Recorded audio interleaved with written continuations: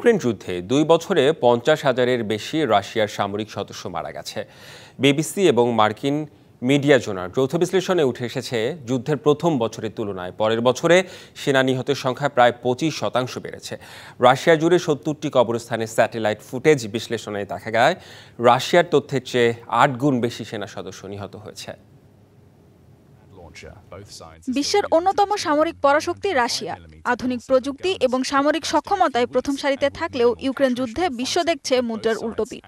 Ukraine যুদ্ধে সামরিক সদস্যদের মৃতের সংখ্যা নিয়ে অসত্য তথ্য দেওয়ার অভিযোগ উঠেছে মস্কোর বিরুদ্ধে। 2022 সালের ফেব্রুয়ারি থেকে শুরু হয় রাশিয়া ইউক্রেন যুদ্ধ। যুদ্ধে দ্বিতীয় বছরে প্রাণ হারায় 27,300 জন সৈন্য। অফিসিয়াল রিপোর্ট, সংবাদপত্র এবং সোশ্যাল মিডিয়া বিশ্লেষণে এই চাঞ্চল্যকর তথ্য উঠে এসেছে। অভিজ্ঞ সৈন্যদের অনেকেই এখন মৃত বা আহত হওয়ায় এসব সামরিক সদস্যদের প্রতিস্থাপন করা হয়েছে অনভিজ্ঞ ভাড়াটে যোদ্ধা দিয়ে। রুশ নিয়ন্ত্রিত পূর্ব ইউক্রেনের দোনেৎস্ক ও লুহানস্কে রুশপন্থী যেসব মিলিশিয়া যোদ্ধা ইউক্রেনের বিরুদ্ধে যুদ্ধ করতে গিয়ে নিহত হয়েছে, তাদেরকে এই তালিকায় রাখেনি বিবিসি। তাদের তালিকাভুক্ত করা হলে রাশিয়ার পক্ষের সেনা নিহতের সংখ্যা আরও বাড়ত। গোয়েন্দা সংস্থাগুলোর তথ্য বিশ্লেষণ করে বিবিসি বলছে, সেনা নিহতের প্রকৃত সংখ্যা এর থেকে অনেক বেশি।